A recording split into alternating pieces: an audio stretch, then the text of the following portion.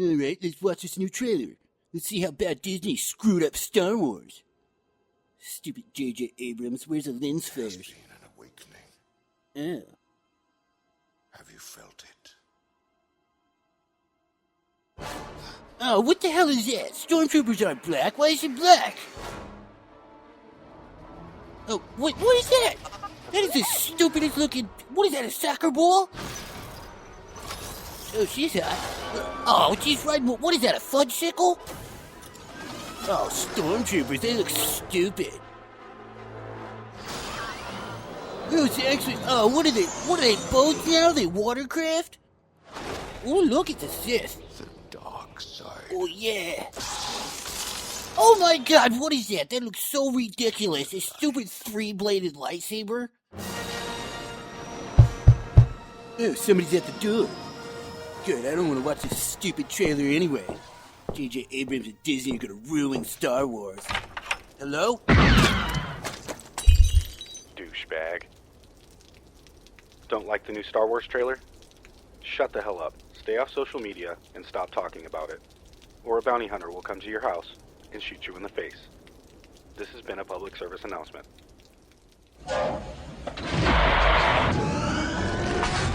Warning from the Bacta Tank contains adult language and discussions. If you're easily offended, do not continue.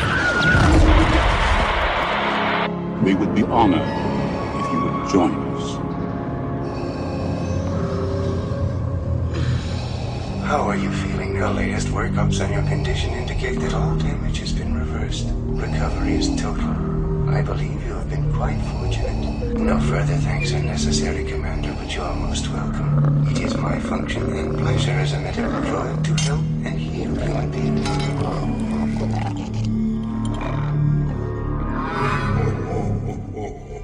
I am a Jedi, like my father before me.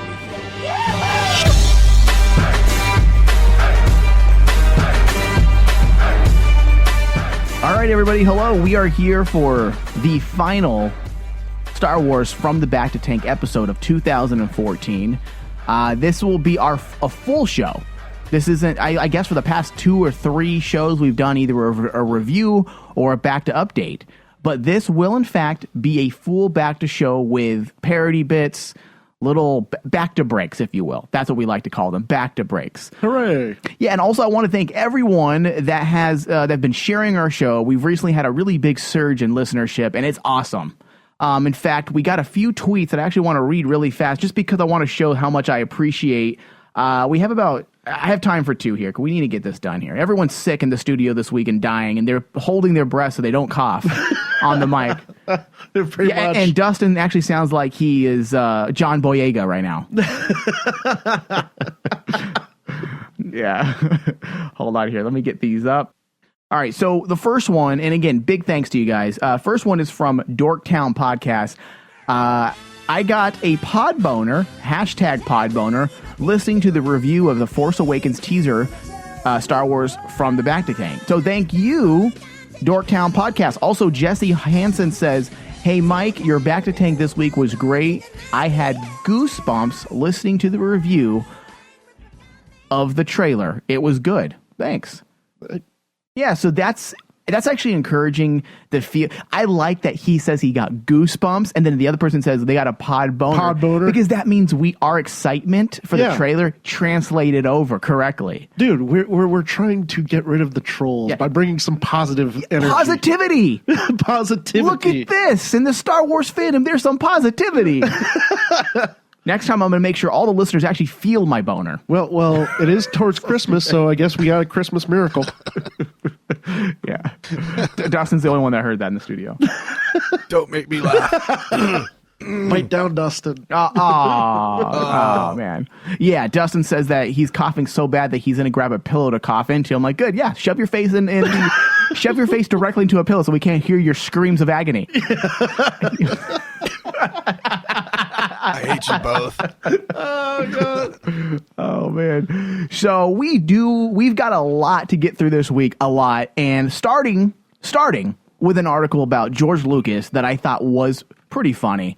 According to sources, George Lucas has not seen the Force Awakens teaser as of yet. Now, there was a lot of the news sites all are kind of over sensationalizing his comments, and they almost made it like he was being an asshole a bit, because every tweet was like, George Lucas doesn't care about Star Wars. George Lucas doesn't care about the trailer. George Lucas has no attachment to J.J. Abrams' version of Star Wars. George Lucas has no care for Star Wars. George Lucas has finally shut the door on Star Wars. So I'm like, holy shit, what's going on? What did he say? I thought there was going to be some massive like press release that was released saying George Lucas has basically come out and admitted that it was a bad thing with Star Wars. He has nothing to do with it anymore, and fuck off Star Wars. That's what I thought was going to happen. I thought it was going to be a Captain Kirk, what William Shatner did with Star Trek. Yeah. And I was like, holy shit, this is a big deal. So, wow, yeah. Well, didn't you guys see all those negative comments popping up in social media with these news? Oh, you guys aren't on Twitter and social media that much, so you guys probably didn't see it like I did. But the article is actually a lot more neutral and less controversial, as I think a lot of the headlines were leading us to believe, or wanting us to believe. Yeah. According to Entertainment Weekly, letting go of something you created can't be easy, but it must be especially difficult for someone who conjures an entire galaxy in his imagination only to one day release his grip and leave it in the hands of another generation. That's so true. That probably was a big decision for George to make. Like, you imagine, like, even though it's billions of dollars he got and shares in the company in Disney, I mean, that's still got to be just tough to let go of something that way. Dude. I mean, he's a it's filmmaker still. He's still a filmmaker, and all of us filmmakers, we do not want to let go of our product. Yeah. We don't want to let go of our creations. Well, and the thing is that this has defined him as a filmmaker, and it's defined a generation.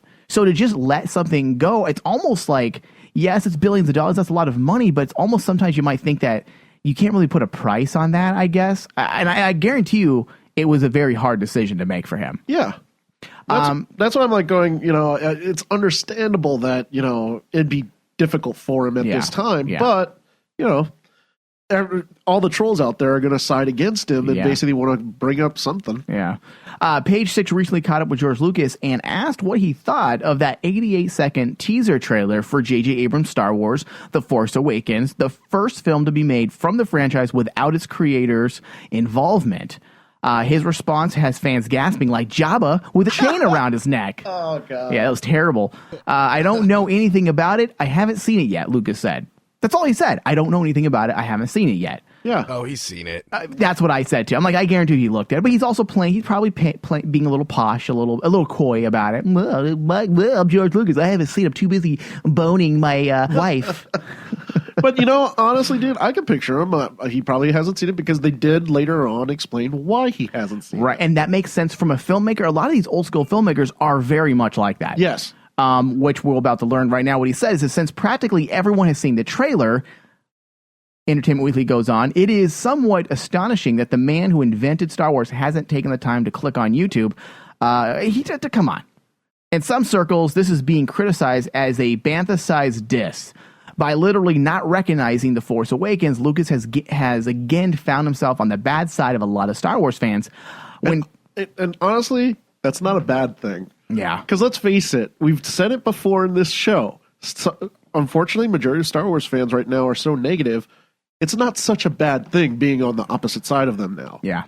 But when pushed for an explanation at the 85th anniversary party for Bloomberg Business Week, look at him. Look at George, dude, hanging out at a Bloomberg party. He's using those $1 billion he got, man. This is why he doesn't have time to watch these. I'm too busy drinking champagne and make it rain. Yeah, exactly. The retired Star Wars master implied he's just one of those movie geeks who doesn't like spoilers. And I know a lot of friends who won't watch it. I used to be that way up until 3 years ago, where I would not watch a trailer first on the internet. I would watch it on the theater screen. I would wait for it to go see it there because if it was a big major movie, I wanted to see it first and have the cinematic feel of something epic. I wanted to see it first that way because it's not the same seeing it on a small screen and then going see it the second time on a theatrical screen. It doesn't have the same effect. Yes. So he says, why hasn't the Why hasn't he watched it yet? Because it's not in the movie theater, Lucas told Page Six. I like going to the movies and watching the whole thing there. He added that he doesn't intend to keep The Force Awakens off his radar forever. I plan to see it when it's released. So I don't see the snub. Let's say we go with what Dustin says that he already saw it. I agree with Dustin. He probably already saw it. And he might be being a little coy, maybe a little uppity about it. Like, oh, I'm too busy to deal with Star Wars anymore. I'm too busy. I'm too busy drinking champagne in the Bloomberg. and hang at the Bloomberg party. And Do counting. you think all those rich people ask him about Star Wars like constantly? Oh, of course. Dude, that'd be so course. funny. That would suck. I get. Everywhere he goes, it doesn't matter. Oh, man. So, I mean, reading what he said, do you think he said anything that could be considered a diss on J.J. Abrams? No, absolutely not. I mean, according to George Lucas's son in an interview, I want to say about early last month, he actually said that George Lucas was directly involved in handpicking JJ to do Force Awakens. George Lucas is more involved than people are giving him credit for. Is he pulling strings and writing stories no. Is he a consultant? Yes. I guarantee you they sent him a copy of the trailer. Did he choose to watch it? Probably not. Yeah. But they probably sent him out of respect. Kathleen Kennedy and JJ both probably sent him a hard copy of the teaser. I guarantee it before it was released. Hey, can we get your seal of approval on this, George? I guarantee it, out of respect, you do that. And probably in the opposite side too, he probably didn't look at it because he respects everyone else's decisions. He put Kathleen Kennedy in that position to take over. Yeah. And just like what you said, I mean, he hand chose J.J. Abrams to actually man the helm. Yeah. He's not about to actually watch a trailer, come up with his own biases and, want to bring that in, especially on people that he put in the first place. Yeah.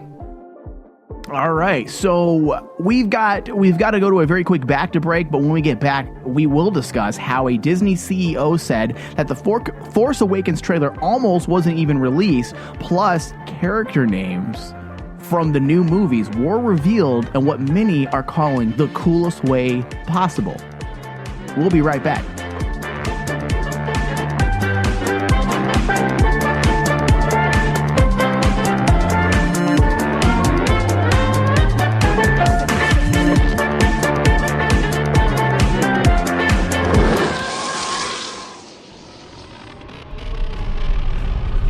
There are 10 million ways to kill Jar Jar Binks. Choose one. Number 4. Oh no! Fly him on a skiff across the Dune Sea and drop him into the Sarlacc pit.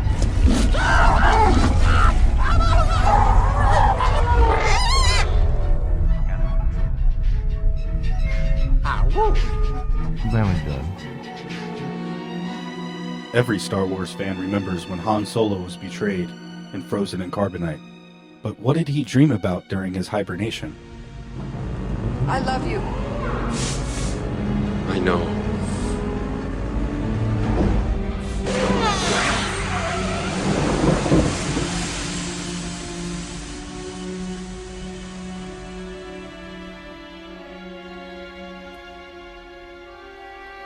Through the Force, things you will see, other places.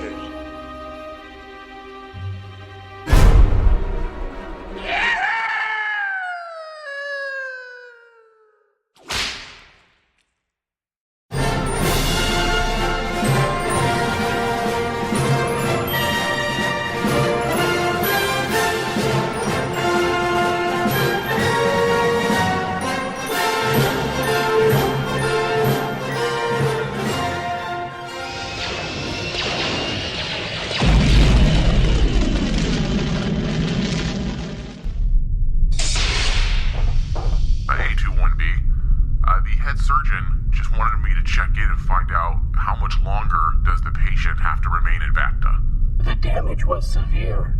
The patient went through quite an ordeal. Scars over 90% of his body. Really? Wow, we have not seen a troll attack like that since... I know. Since the release of the special edition. My God. What's the patient's name? John Boyega. Poor soul. Poor soul. Well, who's the next patient we have to visit today? J.J. Abrams.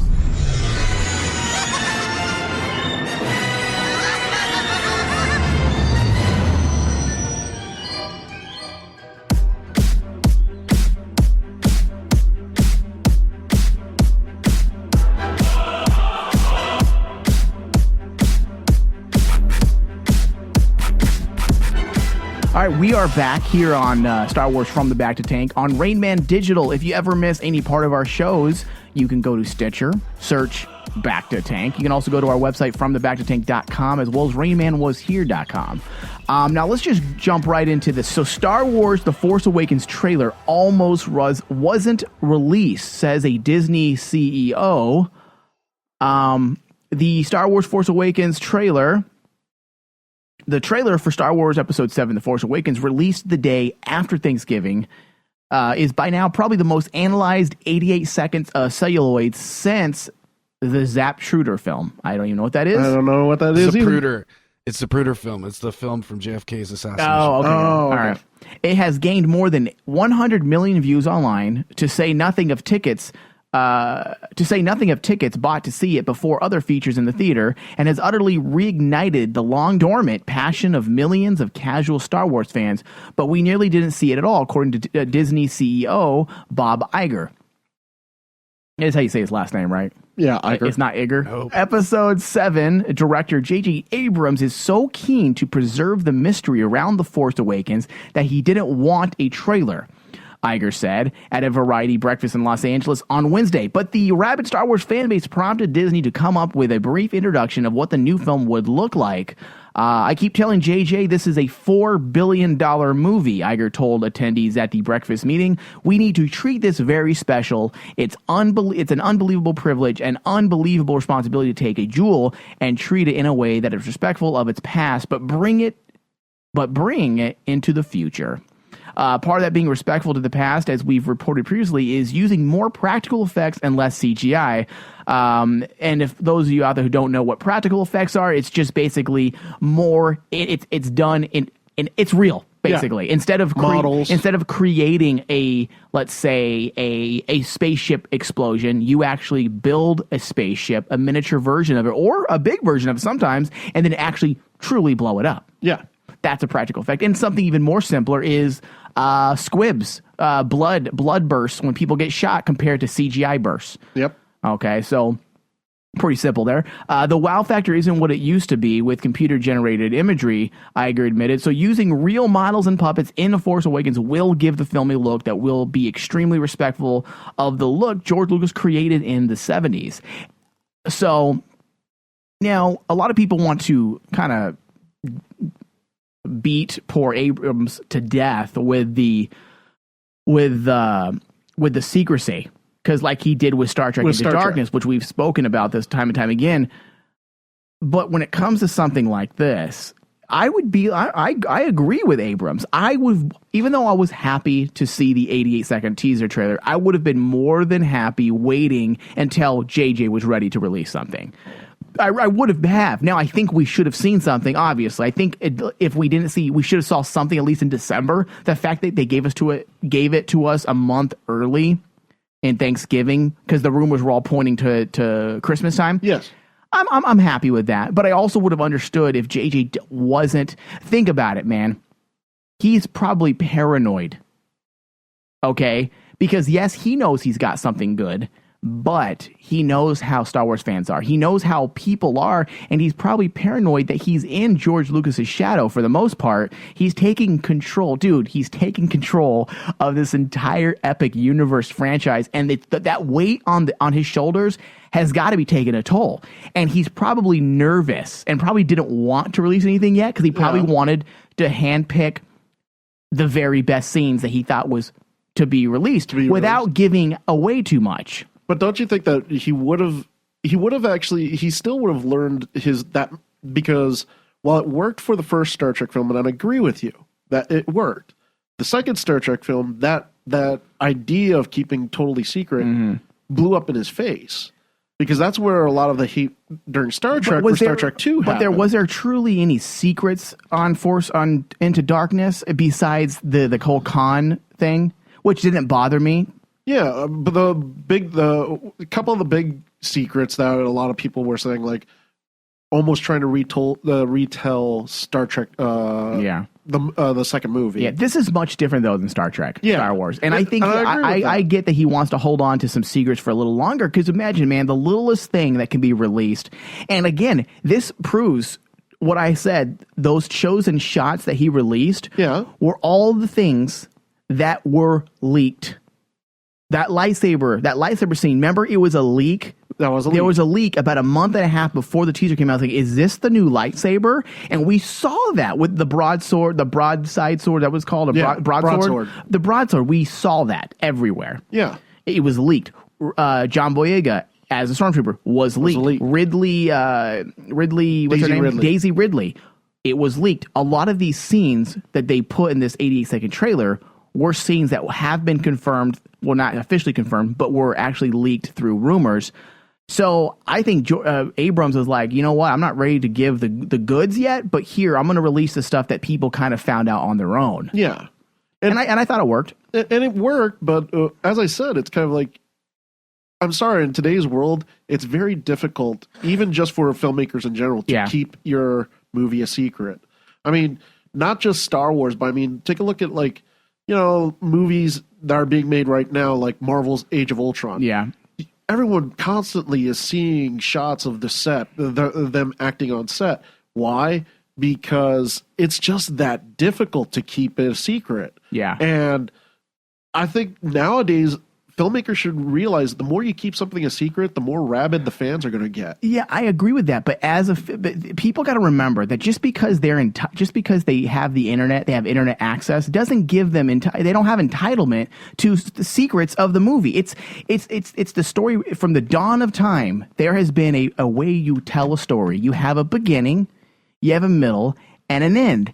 And if you jump to the middle because you want information so bad, you're going to ruin the entire story. Is that what people really want? You know what I'm telling you, dude. They want the story. Nowadays, it's ridiculous. You're not. I'm sorry, people out there, but you're not entitled to knowing the fucking story. Wait till it's released. People aren't patient, man. Just face it. You know what I mean? You're not. These people are not entitled to know what's going on the set. Wait till the movie comes out, pay your ticket fee, and then you'll know. Like, hearkening on JJ isn't going to make it any better.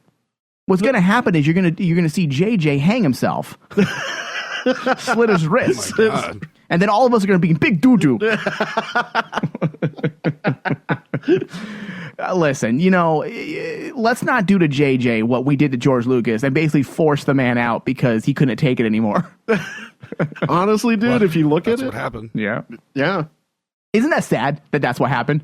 That's why he quit. Yeah, because look at him. He tapped out, dude. He tapped out. He said, "I'm done.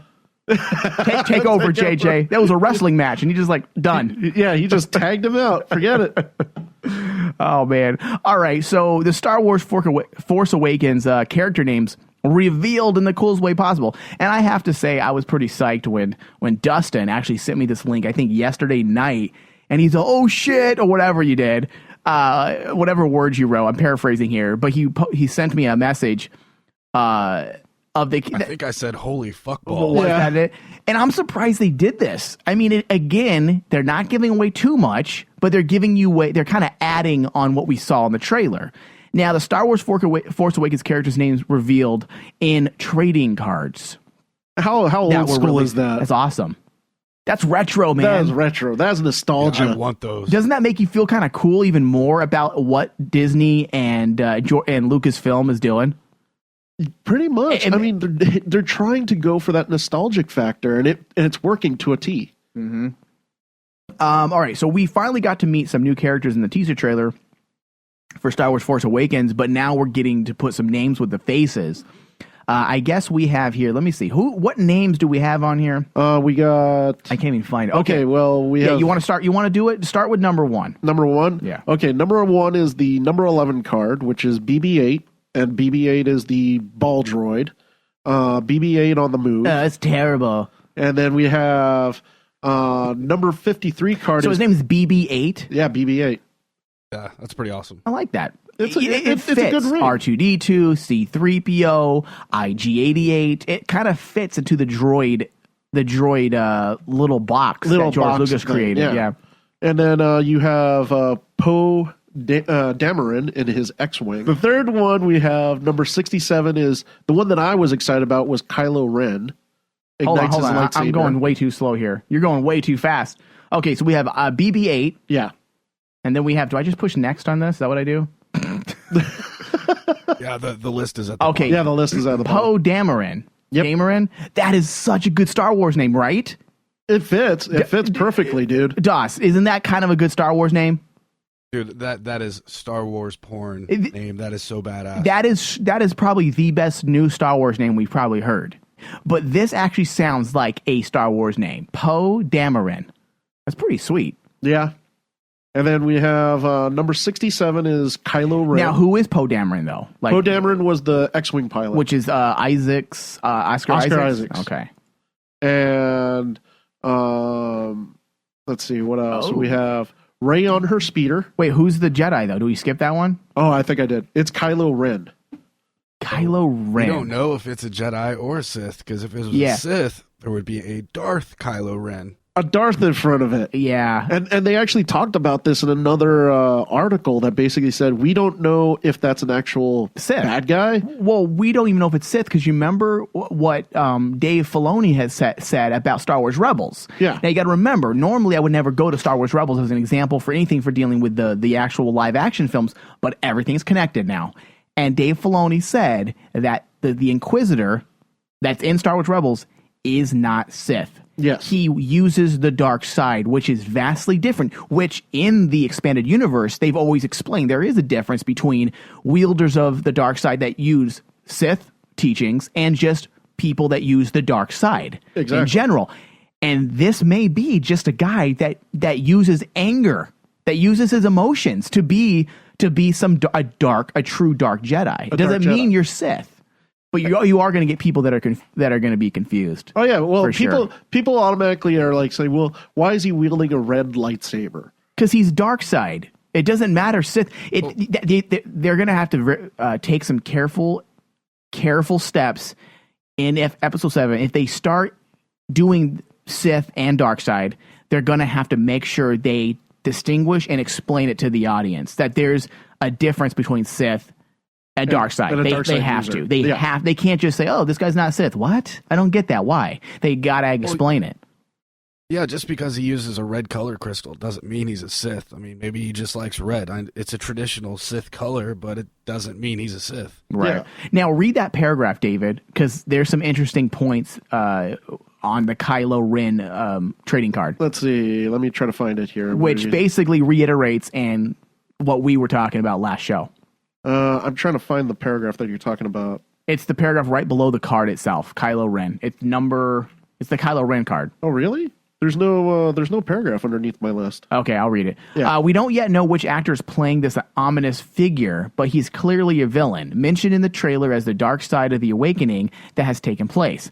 What's notable about these few seconds of footage is that it seems to be a villain who has no resources, no ship, a shoddy, sparking, flame-like blade on its lightsaber, despite the cool crossguard customization. Now, the reason why I bring that up is because that's something a lot of people didn't pick up on. That was mentioned in a tweet too, and I was looking for it before the show, that they didn't notice the fiery look to the lightsaber until we mentioned it in the show. Uh-huh. A lot of people just immediately saw the crossblade or the crossguard and didn't really think nothing else. But I paused it. I blew it up on my TV screen here in my living room. And you can actually see and the I little paused flames. it, and you can see it's fiery as hell, dude. And even when you take a look at the card right now, if you guys go take a look at the article and you see captions of this, you can distinctly see that the sword is not a normal lightsaber. It's on fire. It's very different than any lightsaber we've seen on screen yet.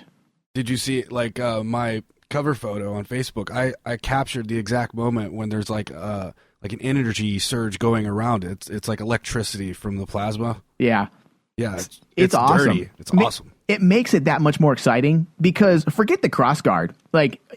Forget that for example for a second. Just focus on the fact that it's a flame-like blade. Yeah. That alone, gives me more giddy than the crossguard. No, that is true because even for myself, that's something that's not different. That's not a normal lightsaber. Right. Putting a crossguard on it is just, okay, so this guy made a different looking lightsaber, fine. Having a flame-like beam is more or less adding more lore to the Star Wars universe, because we've never seen that really. Yeah. So we're like, oh, okay, what's behind that? Is just because maybe this guy, again, let's speculate here, like he did, but no resources, no ship, and a shoddy, sparkling flame-like blade. Maybe this guy was never been trained by anybody. Yeah. Maybe he found this. Right, or maybe he created this lightsaber just because the Force is speaking to him, and this is what he created. Now that would be freaking How fucking awesome. cool is that? I'm getting chills. My nipples just got hard. Can you feel that, listeners? It's a geek boner. Anyways, all right. What's number? Go to the next one. Number 5. All right, number 5. Let's see. I gotta go back here because I actually found the paragraph that you were talking about. I gotta get you a computer, David. Yeah, I'm doing this by phone. Jesus Christ. It's number 74, Rey on her speeder. Thank you, Doss. You want to read that, Doss? There's been no shortage of rumors about the character played by Daisy Ridley, but even the name being used in that speculation, Kira, has now been proven false. I read about that too. That was so ridiculous. Wait, what's the Kira thing? What was that? What was the rumor on that? There was a site that had supposed leaked intel from the studio itself, and this guy was posting it anonymously. He's like, "Oh, it's Fawn Solo. Her name is Fawn Solo, but she's going as Kira." Okay. Kira has now been proven false. All we have at this point is her first name, Rey. So maybe we'll find out eventually whether her surname reveals deeper family connections. Okay. Interesting. And there's been a lot of debate, which we didn't talk about this in the teaser review, about that little thing that's on the side of her ship, her little speeder. A lot of people were saying it was a saber staff. Yeah, that's what it looks like. That's what it looks like. That's a lot of people were saying. Then somebody said it looked like a Tusken Raider staff, but that doesn't look like a Tusken Raider staff to me. That looks like a saber staff. If you look closely at the bottom of it, it looks like a lightsaber hilt. Yeah. And I think it's one of those, like from the Knights of the Old Republic. Like it's one of those Sith or Jedi training blades. Yeah. That's pretty cool. All right, what's the next one? Let's see. The next one is Finn on the Run. Yeah, I don't know about that. This was we also don't know the last name of John Boyega's character, so that could also be an important omission. But the extra 3 words of description, on the run, explains a little bit why he is seen jumping into frame and gasping in the opening moments of that trailer. He's in a stormtrooper uniform, but we don't know for sure if he's an actual member of that fighting corps or if it's like Han and Luke in the first movie. Okay. Finn. I gotta say that's probably the weakest name that I've ever heard. Finn sucks. It's weird. That name sucks, dude. I mean, hey, my name's Finn. I don't know. Yeah, Lando. Why couldn't we get another Lando cool guy? Like Lando, that's the coolest name in the galaxy. Tell me it's not the coolest name in the galaxy. Not as cool as Han, dude. Han's awesome. Now Han is like Chinese, like the Han dynasty. Like, what's that about? The Lando is like, what's your name? I'm Lando. And Lando calls Han, so... Yeah. All right, let's go to the next card. What's the next card? Let's see. We got... Okay, that was Finn on the Run. We have... It's just the Stormtroopers. Stormtroopers prepare for battle. What's the next one? X-Wings in formation. Okay, so there's no more names. We basically got the 3 names. Okay. Are you guys... If you don't know what the Millennium Falcon is, you probably shouldn't be listening. Yeah, just die. And honestly, dude, the Stormtrooper card, though... is awesome because it is a clear-cut look at what they're going to look like now. Is it? Yeah. Yeah, that's awesome. The Stormtroopers are like,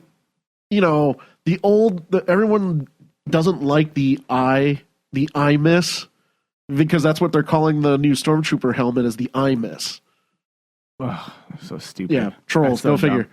But the new Stormtroopers look fucking awesome. They look freaking badass. I love Stormtroopers in general. The way they look have always just been so cool. Dude, dude, that scene. Remember New Hope, the first time we ever saw them, dude, and you see Darth Vader coming through that little the blast door. They blow it away, and you see him just walking over dead bodies like a boss, and then stormtroopers behind his cape. His cape's flapping, and behind him is stormtroopers. Dude, to this day, that's one of the most epic, ominous shots of all time. And it's just so good. And honestly, dude, that scene that we saw in the trailer with the stormtroopers is probably equal or even more ominous. Yeah. Because think about it, they're just standing there, shit's going down, and all of a sudden, like all you see is like these flashes of the stormtroopers just standing there. Not panicking, not doing anything, not running away. What's going to happen if this movie's better than... Are we still going to like the originals? What if this movie comes out and it's so good? Like everything. The effects, the acting, the story, the plot, everything. What's going to happen if this ends up being better? Are we still going to like... Are we still going to want to watch the old ones? Or are we going to be like, this is better? Well, absolutely. Absolutely. We'll still like the old ones. The old ones are still the basis of where we start. Yeah. It's kind of like saying, like, can some old movie still stand the test of time? And yeah. Well, Star Wars is one of the few old movies that stands the test of time. Yeah. All right, so the next Star Wars The Force Awakens trailer will launch with the Avengers Age of Ultron, which is not going to happen until, this is rumors, guys, this isn't confirmed, which comes out, Age of Ultron comes out in May 1st, 2015. I would just like to interject really quick. Yeah. And I believe about 5 shows ago, I called this. I'm so golden. Yeah, you asked which movie trailer would the Star Wars movie debut on. I was like, Age of Ultron. It's in May. Das is Nostradamus. All right, dude. You get a little. You get a statuette of Jar Jar. There you go. I want my gold star. Damn it. Now shove your face in the pillow now, Das. Okay. Bite down. And take your Jar Jar statuette. Don't tell me what to do with my Jar Jar. So you were right. I did think about that when it came out. However, now there are more rumors saying that this is not true. Yes, this may be when we get the actual full trailer with story elements. I do agree with that. However, I'm still thinking that we may get something on Christmas Day when all the film, the big movies are released for the holidays. Uh-huh. I'm still thinking we may get an official trailer because we haven't got an official trailer. That 88-second was a sneak peek teaser. Yeah, that was a teaser. So I'm still thinking that we may get something, if it's not in Christmas, that'll be during the Super Bowl. We may get a full-on actual official teaser with logos, Lucasfilm. That would be cool to actually have it happen, and it makes sense to do it during Super Bowl. Yeah. But I'm sorry, man, May 1st is way too close to May the 4th. That's why I'm like going, I agree with Das. It's going to be Age of Ultron. Well, no, I mean, I do agree with that for the full trailer, for sure. Well, it just sucks that, it kind of sucks, though, that it doesn't come out on May 4th. That'd be kind of cooler. That would be pretty awesome. But, all right, moving on. Actually, that is it for this segment. We're going to go to another quick back-to break. Don't go nowhere, because we'll be right back. Don't go nowhere. More Bacta Tank is coming right up.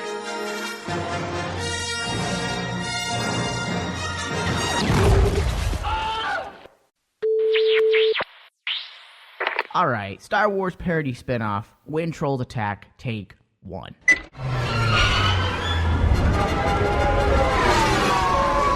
Fighters, straight ahead. Roger, Bravo, leader. Roger, Bravo, leader. Hi. You there. Me? Yeah, you. I just wasn't feeling it. Ah. All right. Imagine this. Mm-hmm. You've just been attacked for not only your performance as an actor, but you just received countless tweets attacking you personally. Mm-hmm. Okay. An email threatening the life of your family for ruining Star Wars, and someone said your baby daughter looks like a Gungan turd. Oh, okay. Does that help? Can I have a moment to collect my thoughts? Of course. Thanks.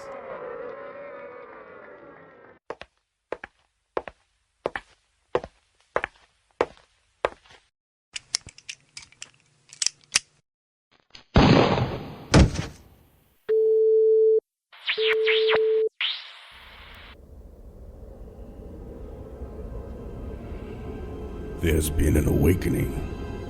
Have you felt it? Try it one more time. Oh, really? One more time. All right. There's been an awakening. Have you felt it? Yeah, that's good. What? Try something else. Again? Yeah. Bitch, has been an awakening. Better get your ass up. Oh, I don't know about that one. Oh, what? You want me to try something different? Yeah, try something different. Hey, y'all. Something woke up. You feel that shit? I don't think that's quite what we're looking for. Oh, something else. There's been an awakening. Oh my god, did you feel it? Actually, let's just go with the first one.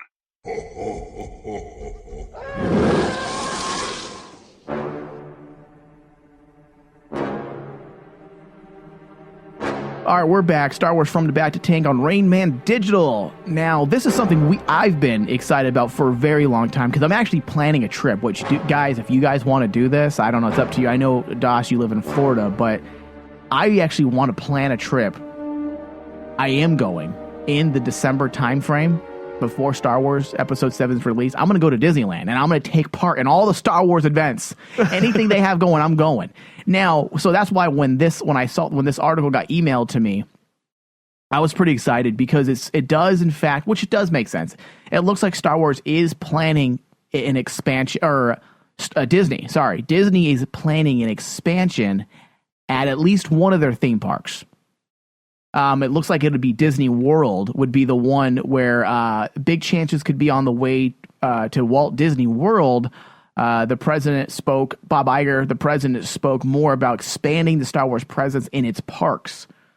So, I mean, that's pretty cool, man. I mean, they haven't released any information specifically on if I say we, meaning the West Coast, Disneyland will be getting anything, but it makes sense. Well, it makes sense for one thing when I'm looking at the article right now, because Orlando, Florida, the Walt Disney World in Orlando, that's where they're speculating that this Star Wars expansion is going to happen. Yeah. It would make sense because they need to start making Star Wars themed rides. That's one thing they don't have. They have the Star Tours, but man, you imagine they put together like the Millennium Falcon or the X-Wing Squadron roller coaster. Yeah, dude. Because like out in California, they have the Jedi Academy for like kids out here, but they don't have it in Orlando, Florida. They don't have that in Florida. No, really, they don't. No. Wow, my son loved that. He did that. I took him, did the whole Jedi Academy, dude. He got called up on stage and he fought Darth Vader. Oh, he fought Darth Vader. You should have saw his face, dude.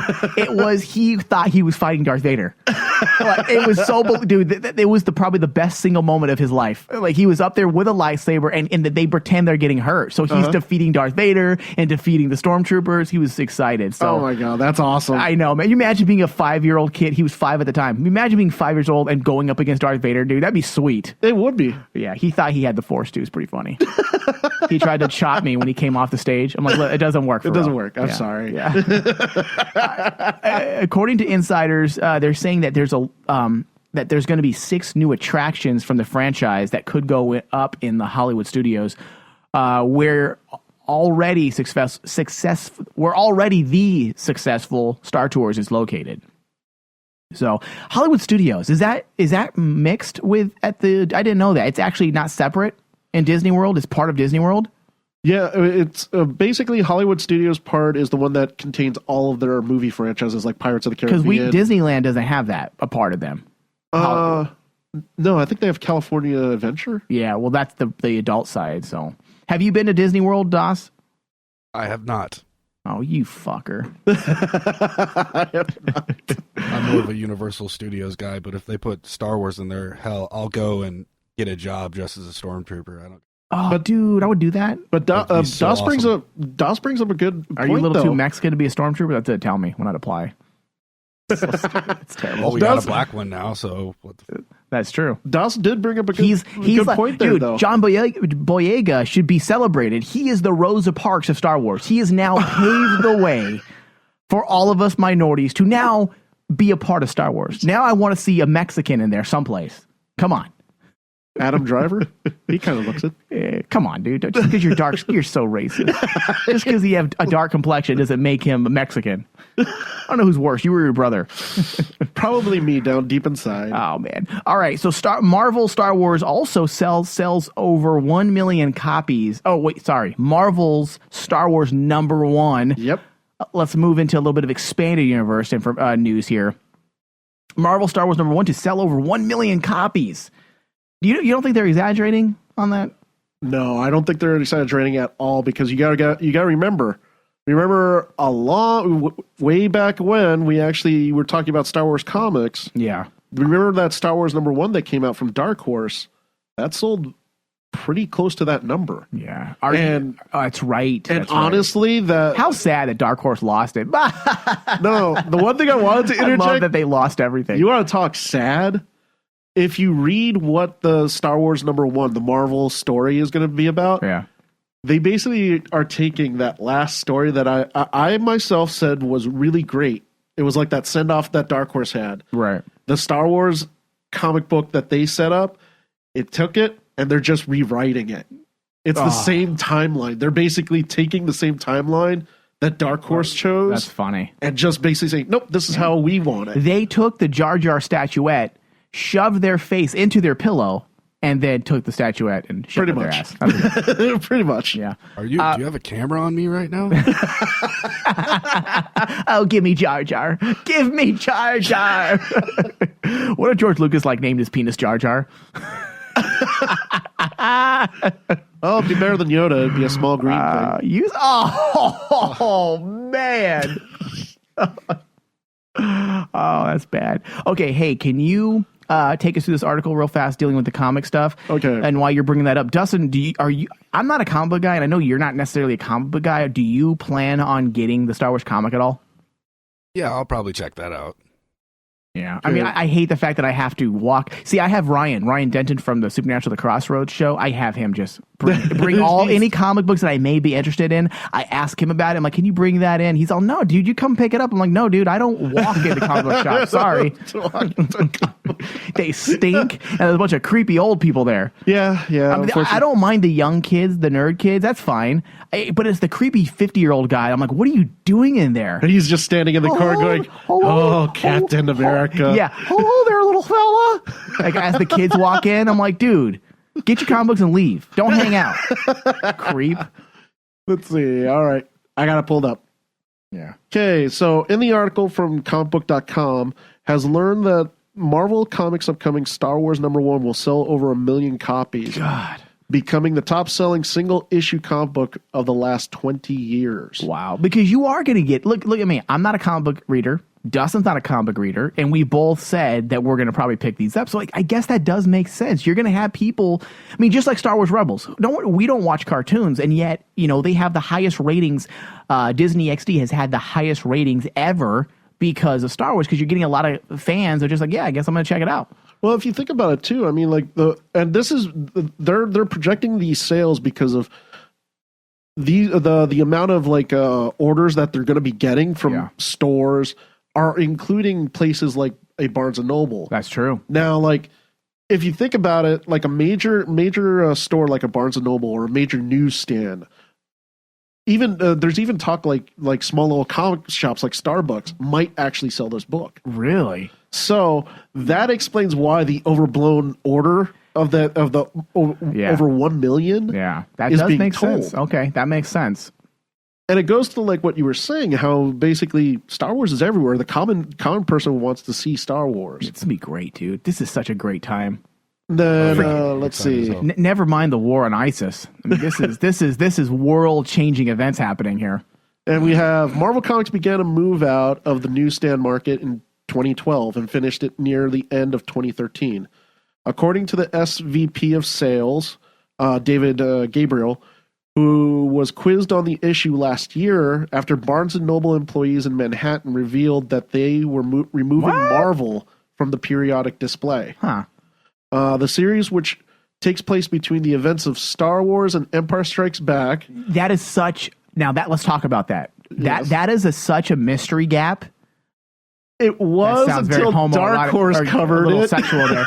Well, I mean, let's take that out of there for a minute. I mean, that's in recent times. Dark Horse has covered that in recent times. I'm talking before Dark Horse decided to do that with the comic books this past year. Yeah. I mean, we never really knew what happened. I remember a lot of fans were drawn to what happened between Empire Strikes Back and Return of the Jedi because they went looking for Han Solo. You kind of got the sense that a lot happened between Empire Strikes Back and Return of the Jedi because supposedly how long were they looking for Han Solo? I think we got the idea that they were looking for maybe at least a year, maybe more. I think it was 5 years. Was it 5 years that they were looking for Han Solo? Yeah. So we kind of always had an idea of what was happening during that time period. That was their mission. They were setting all their pieces in place to kind of, rescue Han from the bounty hunter. But whereas in Star Wars and Empire Strikes Back, it's something that we've never really thought about. We never okay, they blew up the Death Star. Now they're on Hoth. The rebels are fleeing. This is where they're at. I mean, so this time period is just ripe for the picking. It's so mysterious, and they can pretty much tell any story they want. And imagine the stories they're going to tell leading up to The Empire Strikes Back. And it's cool because Empire Strikes Back is one of the best movies. Oh, yeah. So to even know what's coming up leading up to those events is going to be pretty awesome. And then, let's see.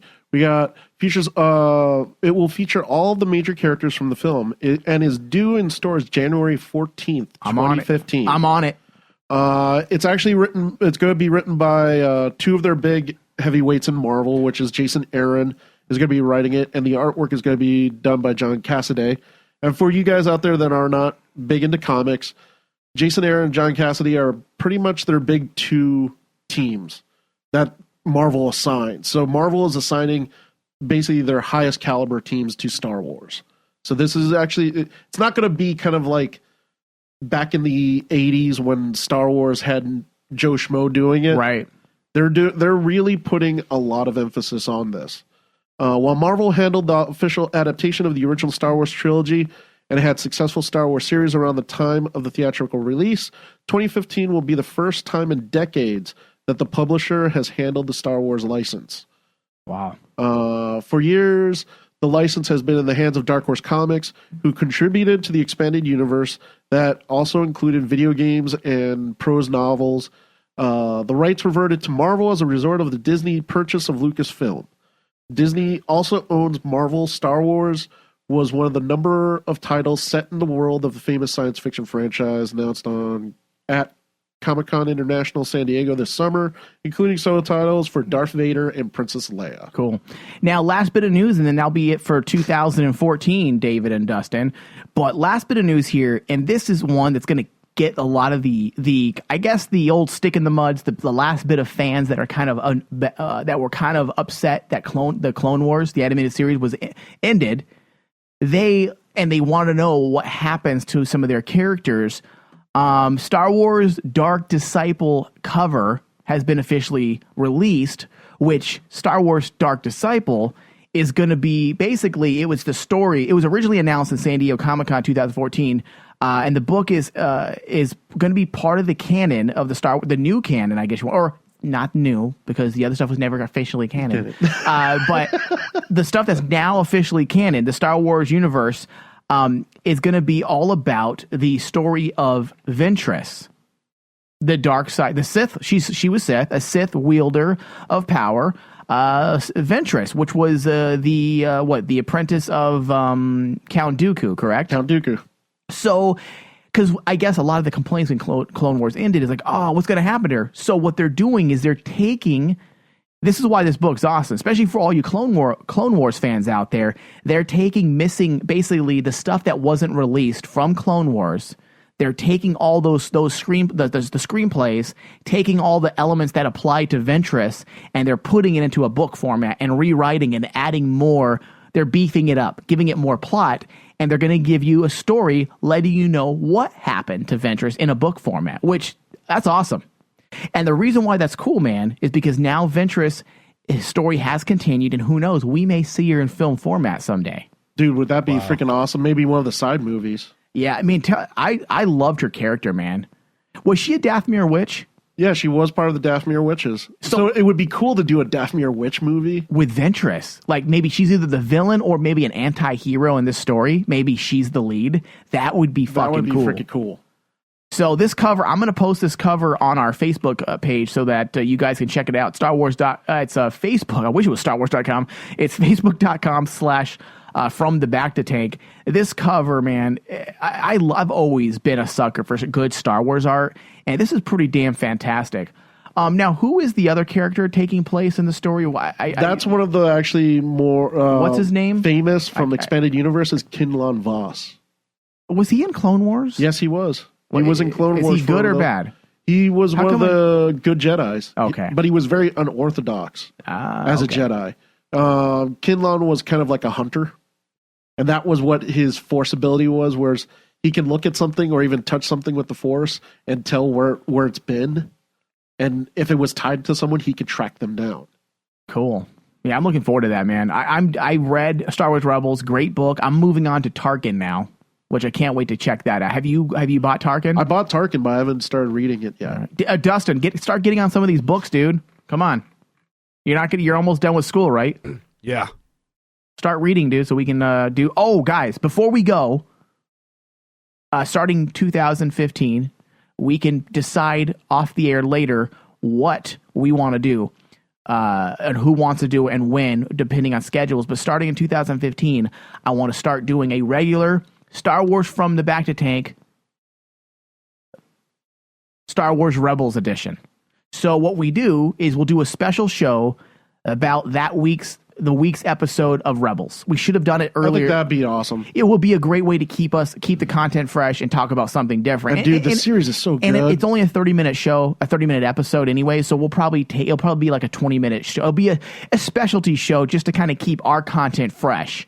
And that way we can have a place where we can specifically talk about about Star Wars Rebels. Yeah.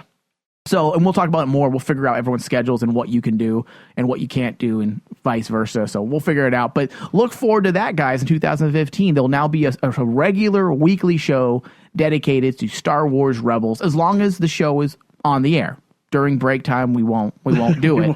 So I want to thank everybody once again for the fantastic year that we had in 2014. I said this on the Rayman show that's not out yet, that despite Kazaa Radio going kaput, this has officially been the best radio year we have ever had. Rainman Digital has the shows that we have in place and the way we have done these shows, the way it's a completely different format. I think you guys who have an inside look have been able to see how we're doing things a lot differently, and it works. So I am ecstatic. I thank you, David. I thank you, Dustin, for all the time you've put into the network this year. And I thank you, the listeners. And we will see you guys next year. Happy Life Day. May the Force be with you. Thank you for listening to From the Bacta Tank. And From the Bacta Tank is executive produced by Michael Flores and Dustin Lucas.